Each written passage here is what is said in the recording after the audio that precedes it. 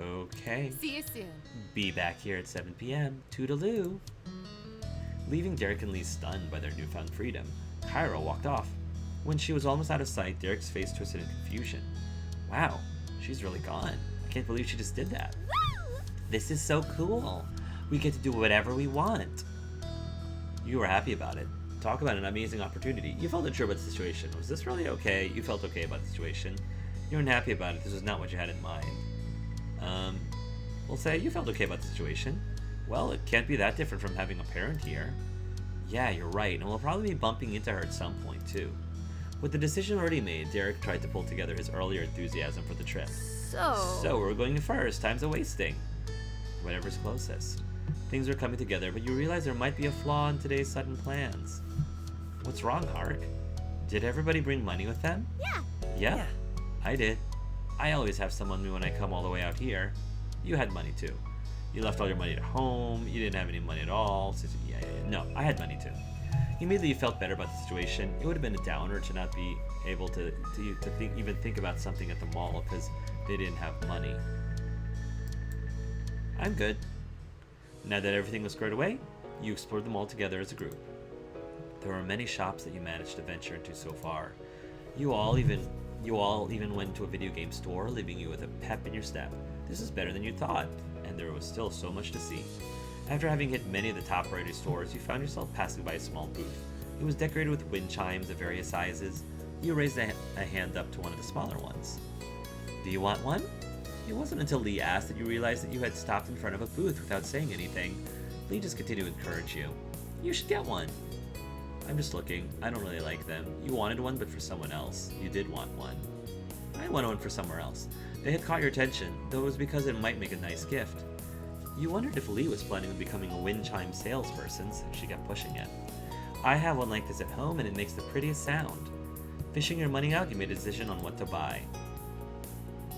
You got one for yourself and one for Cove. You got one for Cove. No, that wasn't who I was planning on buying it for. So, let me change it, because if I can't buy it for Derek, then I'm not buying anything. I'm just looking. It's nice to check stuff out. Lee hummed in agreement and then stared past the booth. Following her gaze, you saw that the boys were already wandering too far ahead. Let's go. After leaving another clothing store, one that Lee couldn't resist exploring, you and your friends found themselves walking down the main hall of the mall again.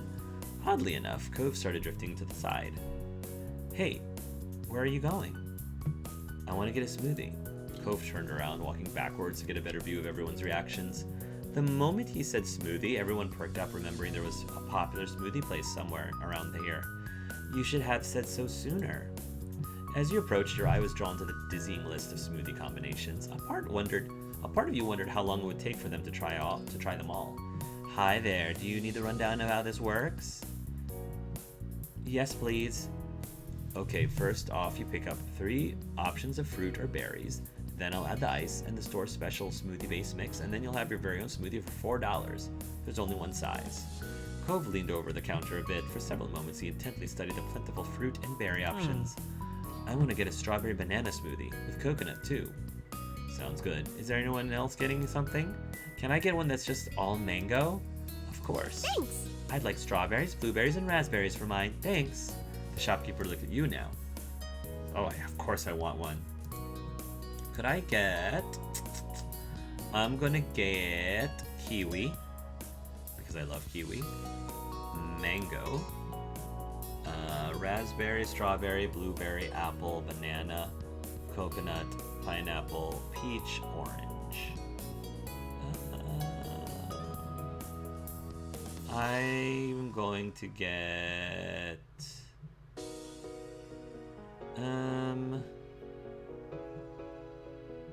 Coconut would make a good mix. Yeah. Kiwi, mango, coconut. That's very tropical. Although I also love blueberries, but I think coconut would be good.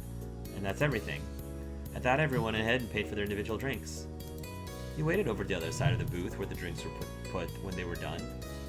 Derek bounced on his feet, excited for his to be ready. Aww. This is gonna be good. Lee chimed in with her own enthusiasm. Everybody says their smoothie-based stuff can make any drink great. Cove, while quieter, looked just as eager for his smoothie. Luckily, there hadn't been anyone else before you, so it wasn't a long wait. Your group collected the fresh drinks as they were placed on the counter. Straws were placed through the opening at the top of the cup, and the first tentative sips were had. Derek sighed in satisfaction after his taste. Mango is too delicious. I agree with Derek. He and I, we definitely are eye to eye. Mine is super good too. I do enjoy strawberry and banana too. I totally love that. It's just too common. You know, I can easily get strawberry and banana in most places. Mango is rare. Cove nodded and hummed in agreement. His straw was still in his mouth. You were really happy with yours. You were regretting your choice. You thought it was only okay. You thought it wasn't as great as expected when you picked. I would say I'm really happy with mine. I mean, smoothies, like, it's easy for me to, it's easy to make me happy with any smoothie. You're really happy with yours. This is perfect. Cool, we all made excellent choices today. Yeah. You asked if you could try Lee's smoothie. You asked if you tried Derek's smoothie. You could ask to try Cove's smoothie.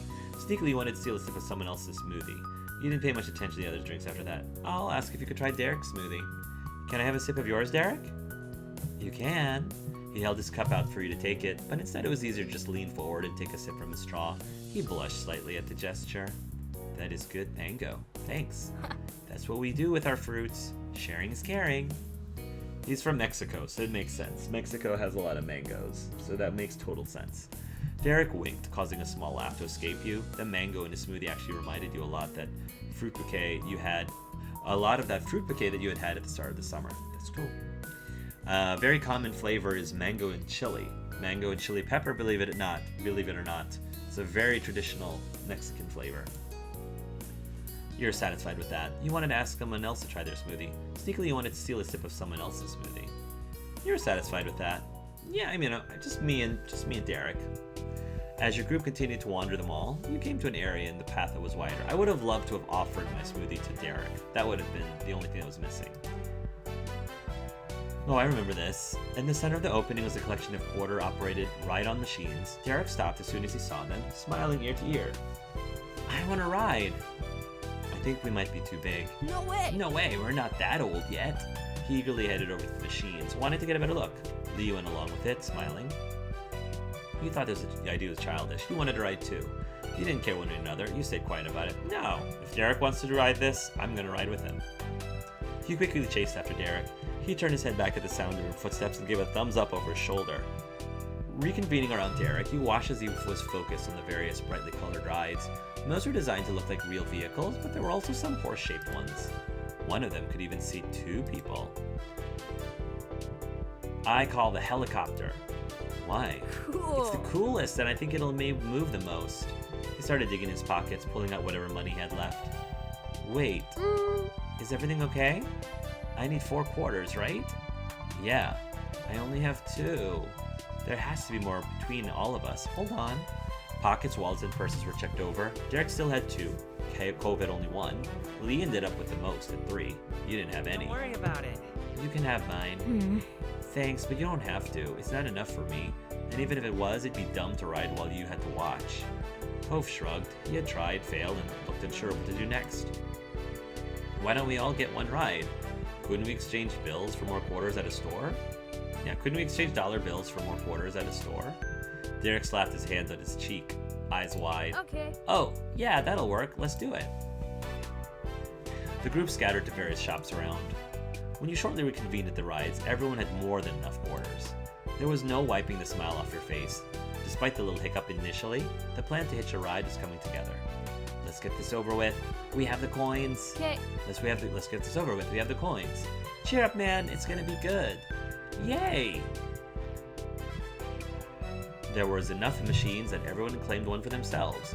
Derek got his coveted helicopter. Lee was happily on a horse. Cove waited to choose last. It seemed he didn't want to take a ride someone else wanted when he cared so little about it. You picked a horse too. The one that looked like a motorcycle. A single-seater car. The double-seater car by yourself. The one that looked like a motorcycle. That sounds cool. That was definitely the coolest ride around. Cove took one of the free single-seater cars once you had gotten set. Looks were exchanged across the way you each popped the coins in at the same time. Those little rides stuttered to life. As the machines began moving up and down and side to side, Lee and Derek couldn't contain their laughter. Derek started waving from the window of the helicopter, and Lee reached out to see if she could touch anyone as their machine jolted closer to hers. Cove, on the other hand, just gripped the side of the car. He was struggling to remain in the seat, looking very uncomfortable. You were quickly beginning to do this. You waved back. You stretched over to grab Lee's hand. You tried to encourage Cove. You personally just sat quietly in your ride. You waved back, laughing yourself. Laughing yourself, you gestured at Derek. Lee also returned a wave you made in her direction. Cove wouldn't participate in that. The biggest response he gave was a weak nod. Soon all rides came to a stop and the group dismounted. Derek looked absolutely pleased at the conclusion of this pit stop. I would have wanted to squeeze into that helicopter with Derek, but that's okay. Then you noticed something out of the corner of your eye. You tilted your head to look directly at it and you burst into laughter. What's funny? You turned back to your group and nodded in the direction of where you were looking. Isn't that one of those machines that takes dollars and gives quarters back? The kind that exists for people who don't have quarters on hand? I was actually going to say that out loud. Like, I completely forgot, this part of the moment, but I was gonna say, don't they have, change machines around these things? Everyone's heads moved that way and saw that you were right. Derek chuckled awkwardly. That's exactly what that is. Oh. We're kind of dumb. We have to be to miss that this whole time. Come on, let's just put this behind us. There's still places open. We haven't been everywhere yet. Totally. Here, here. You moved along from one stop towards your next, still jovial from the experience. Shortly into your walk, Lee ran over to a nearby trash can and tossed her smoothie cup. Derek went after her and threw his cup away. You followed suit and got rid of your empty cup too. Cove was the last to throw his cup away. He took one final sip, making sure he got every last drop. The clock inched closer to 7 p.m. as you all made your way back to the directory. It was hard to believe how fast the day went by. So... Where do you think your mom ended up today? We didn't see her anywhere. I don't know. She's just like that. Ooh, it's a mystery. Despite having vanished for the entire trip so far, when 7 p.m. hit, you spotted Kyra coming right over, waving cheerily. As soon as she was close enough, she pinched Cove's cheek. Hey, yeah. Hey, baby and friends. Hi, Mom. He pushed her hand back with one hand and scrubbed his cheek with the other. Did you have a good day, gang? Yeah! Today was awesome. We did so much. Not bad. It was fun. You really enjoyed your day. You thought there were ways it could have been worse. You didn't enjoy the outing. Yeah, I enjoyed it.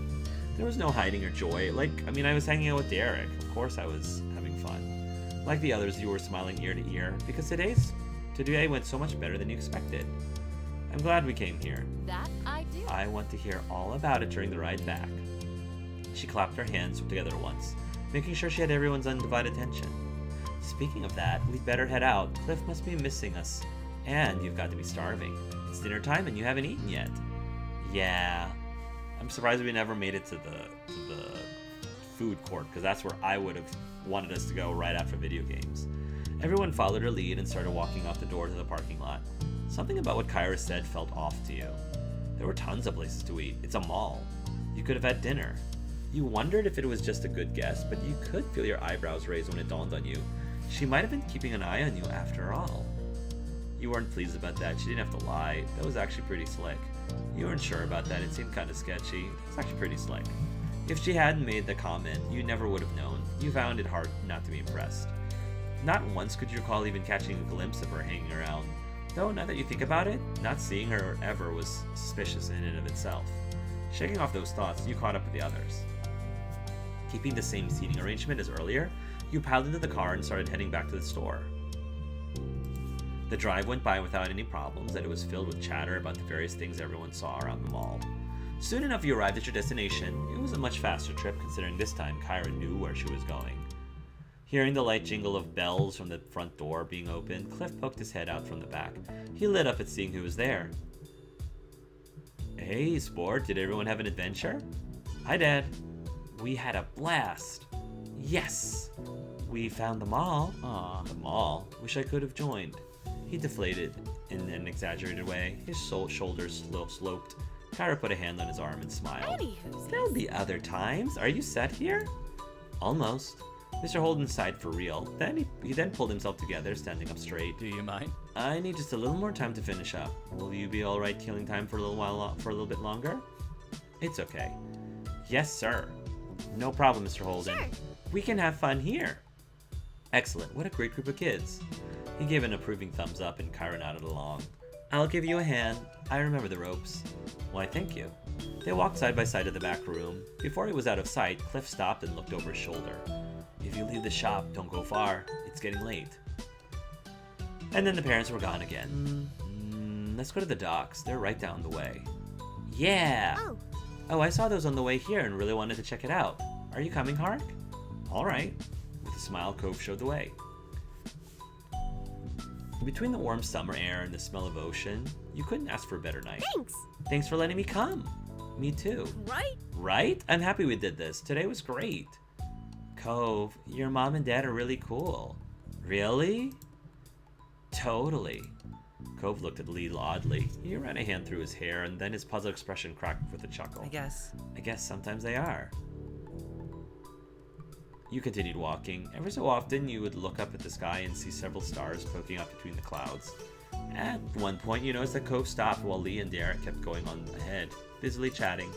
Initially, you wondered if something was wrong, but you quickly noticed that he still looked to be in good spirits. You decided to hang back with Cove. He gave you a quick, acknowledging look when you stopped at his side. You could taste the sea salt as you took a deep breath into the ocean air. Silently, you and Cove watched the ocean for a little while. There was something about the waves that you had always found soothing. You couldn't think of a better way to end a busy day. Not much later, Derek's chipper voice caught your attention. You and Cove both turned your gaze down the pier. What are you doing there, slowpokes? Get over here. Hey! Hey, come on. You looked at Cove at the same time he looked at you. You grinned and nodded your head in the direction of your friends. He gave you a small smile in return. Your footsteps echoed against the wooden planks of the dock and into the night as you ran to catch up. Okay. I mean, that went a lot faster than I thought. I remembered them all being a bit longer than that, but maybe it's because, like, a lot of it was the Cove stuff, and we just kind of skipped a lot of that. So, yeah. I felt like there was also supposed to be a much longer conversation with Cove at the end there, and we just didn't. Since we really didn't have a relationship, there was nothing to talk about. So, yeah, these moments feel weirdly short when you can kind of tell that the programmers clearly wanted you to, like, establish a relationship with Cove, and if you choose not to, it's almost like, what's the point, I guess, of playing the game? But one thing I am disappointed in is the game explicitly asked or explicitly said that you in one of the choices at the wind chimes, it said you're interested in giving the gift to someone, and I kind of wish that they gave the option of giving the wind chimes to someone other than Cove if you wanted to, like Lee or Derek, because otherwise why would you bother saying someone instead of saying Cove? You know, it should have just told you right up front, hey, are you thinking about giving a gift to Cove?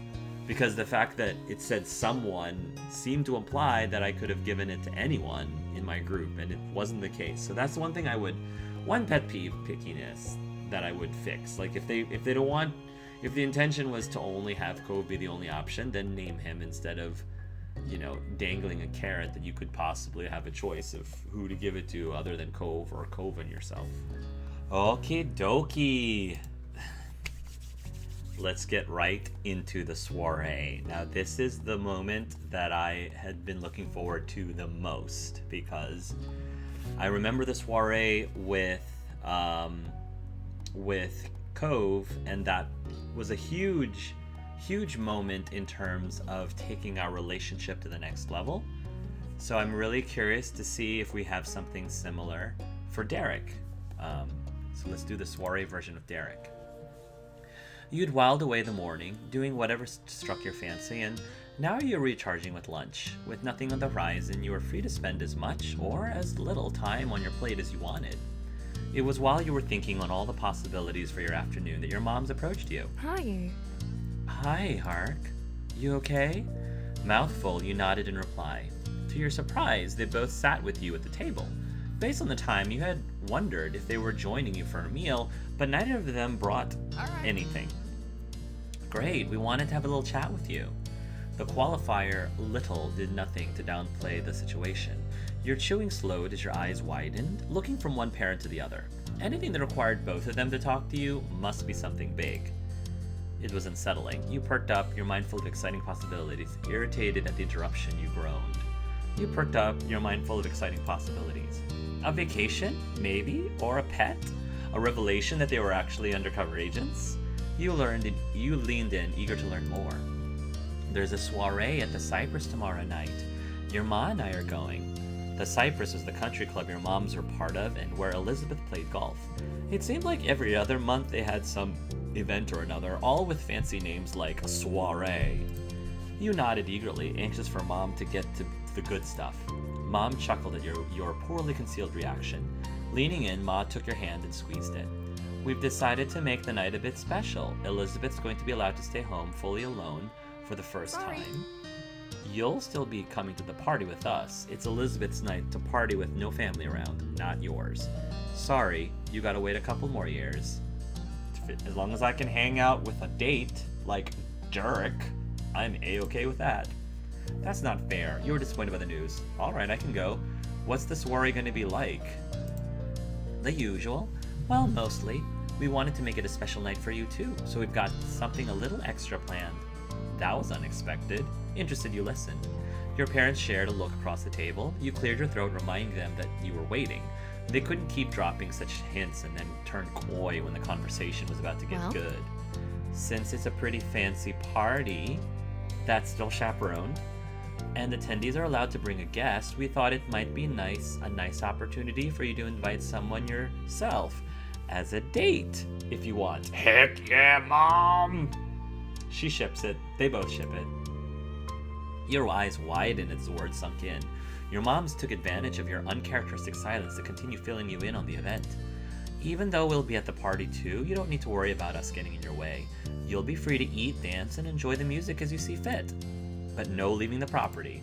All of this seems super fair and A-okay by me. Ma nodded at Mom's interjection. Isn't that great? Yes, as long as you don't leave the party. And if you'd rather bring just a friend, that's A-okay too. No, I'm bringing a date. That's amazing. How disappointing. You didn't even know how to react. That's amazing. You must have lit up because your parents shared an amused look. Don't worry about it. The soiree isn't until tomorrow, so you've got time. Just let us know your plans before we're heading out. And that's all. We'll leave you to your lunch now. Your moms rose from their chairs in unison, disappearing to another part of the house. You barely noticed their departure. All you could think of was what had just happened. The remnants of your lunch stared up at you from your plate. You felt that you should finish eating. You had lost your appetite. You're glad to be back to eating. Yeah, I'm glad to be back to eating. I'm a hungry boy who loves food. You wolfed down the rest of your food, clearing your plate as you thought about how you'd like to spend tomorrow evening. With Derek, it doesn't matter what it is, as long as it's Derek. Even though you'd relocated to your bedroom, your head was stuck on the conversation that had unfolded at the dining table downstairs. You knew that having someone come as a friend would be best. You wanted it to be a date. You didn't want to bring anyone. It was too soon to pick one way or another. You wanted it to be a date. The prospect of having your first date made it impossible to sit still. You couldn't help but jiggle your foot as you laid on your bed, contemplating the possibility. That night being a date would mean actually asking someone out. The little you knew of that came from what you'd seen on TV and movies and what you'd heard about from kids at school. Your moms hadn't even entertained the idea of you dating until now. You went over possible words and phrases in your head, setting up scenarios and smooth segues before tearing them down and trying something else. You realized you'd realized that you'd been picturing Derek as the one you were asking.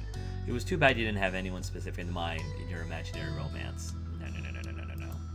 It had been in his name repeating inside your mind, his face brightening as you invited him to join you. You buried your face in your pillow, not wanting to continue after noticing. You laughed awkwardly yourself, smiling and closed your eyes at the daydream crystallizing in your head. You let your train of thought continue a little longer. You clearly pictured his pretty green eyes, the way he got a tiny frown when he was nervous, and tried your best to guess what he might do next. It was nice. You liked him. You knew you were supposed to be friends, but you just liked him a lot. A lot. More than that. You wouldn't be able to stop thinking of him even if you wanted to, and you didn't. That was it. You decided to call Derek and invite him to the party. But you decided against actually inviting Derek. Why did I get this DLC if I'm not going to have some Derek? You were relieved to find the phone sitting in its cradle in the living room. Picking up the address book your mom's kept close to the phone, You flicked through until you found Derek's number under Suarez. Suarez and Soiree. A Suarez for the Soiree, it fits. It's meant to be. You tapped the numbers into the phone and waited for someone to pick up. Hello. Hello, Suarez residence. Hello, Miss Suarez. Hey, Derek's mom. Good afternoon, Mrs. Suarez. This is Archangel. Can I I'm talk sorry. to Derek? Oh, I'm sorry. He's out with his brothers right now. I can get him to call you back. You could wait for Derek to return the call. You had a little time. You changed your mind about trying to ask Derek. Wow, they really are trying to give us as many escapes, as many options to not have Derek come with you. Yeah, thank you. It'd be really great if you could do it today. I'll see what I can do. You traded goodbyes, hung up, and found a place to relax in the living room. That was as far as you got in decision making. You let yourself sink down to the corner of the couch and remain stuck against the plush cushions. Your plan A was on hold. More than that, it was hung up on. But you'd committed to waiting to hear from Derek, so waiting is what you had to do. The remote had been carelessly left on the green stool, almost certainly by your big sister. You lurched over the armrest to reach the TV device. You stretched out your finger and succeeded in pressing down the on button. When flapping back down into your seat, you caught a glimpse of what had appeared on the screen. The show playing was a How It's Made mini documentary type of show. The subject of that episode was prepackaged crackers. I think that's interesting to see. You didn't have the motivation to actually pick up the remote to change the channel. You simply let it play. After discovering how ice is added to the flour when mixing the wet and dry ingredients, a jingling ring echoed across the room. Someone was calling. You threw yourself at the ringer in a panicked mess of nerves. You went to answer it. Launching forward, you snatched up the ringer excitedly. That's me. Is it a boy? Who is it? The initial answer you got was a series of lighthearted chuckles. Hi, it's Derek. Hey, Hark. I love this background behind Derek. The flowers. It looks like lotus leaves or lotus blossom. I'm really sorry I missed you calling before. I was watching the little bros at the park. Mom came to find me. She did? Yeah, so I could call you back. Oh, Mrs. Suarez did you a big favor. Could she tell it was important? But thanks for calling. Was there something you wanted to talk about? Yeah, you, me, on a date, hot stuff. I'm going to the summer soiree at the Cypress tomorrow. My moms are going too. Cool, you gotta tell me what happens when you get back. You'd officially gotten to talk to him about the party. The time had come to do something with the opportunity. You resolved to make it a date. You asked him to join as a friend only. You decided not to ask him at all. You resolved to make it a date. Derek, I want you to be my date for the party. Do you want to go on a date with me? My parents said it would be alright if I brought a date, and I thought maybe, would you go to the party with me as a practice date? I'm not going to tell him practice date. I would have said this. My parents said it would be alright if I brought a date, and I thought maybe... You danced around the unspoken question, hoping that Derek would catch your drift. The pitch of his voice shot up so strikingly it cracked the throne. Really? The possibility took a second for Derek to process, and then another second, and then another. Derek? Finally, he gave a rush reply. Oh, no, yeah, I want to go. You're supposed to take a date. You're supposed to take a date to a party like that, right? It makes sense. Yay. All right. You exhale deeply. Thank you. You're welcome. I'll say yay. Prior stalling aside, your invitation had Derek positively giddy. He giggled and babbled away from the receiver, but it wasn't nearly quiet enough for the phone to not pick it up. I can't believe it. This is the best. Then it's a date, Derek. It's a date. Oh, it's so cute. You smiled widely. It was going to be a special night. A muffled feedback masked Derek's voice as he talked on. He was moving around. You could easily picture him bounding about his apartment, phone still in hand. Oh man, what do you think they're gonna have at the soiree? Dancing music, sparkly drinks maybe? Probably. The Cypress usually has pretty fancy parties. So cool! The anticipation between the both of you continued to rise, just imagining what tomorrow night might bring. I definitely see a huge contrast between Derek's reaction to the soiree versus Cove's. But the party you were already starting was interrupted when Mom ambled back in the living room. She almost gave a shout to greet you, but caught herself when she noticed you were on the phone. Mimicking your current position, Mom stuck out her thumb and pinky finger and pressed that hand against her ear. At the same time, her lips stretch forward to slowly mouth the word, who?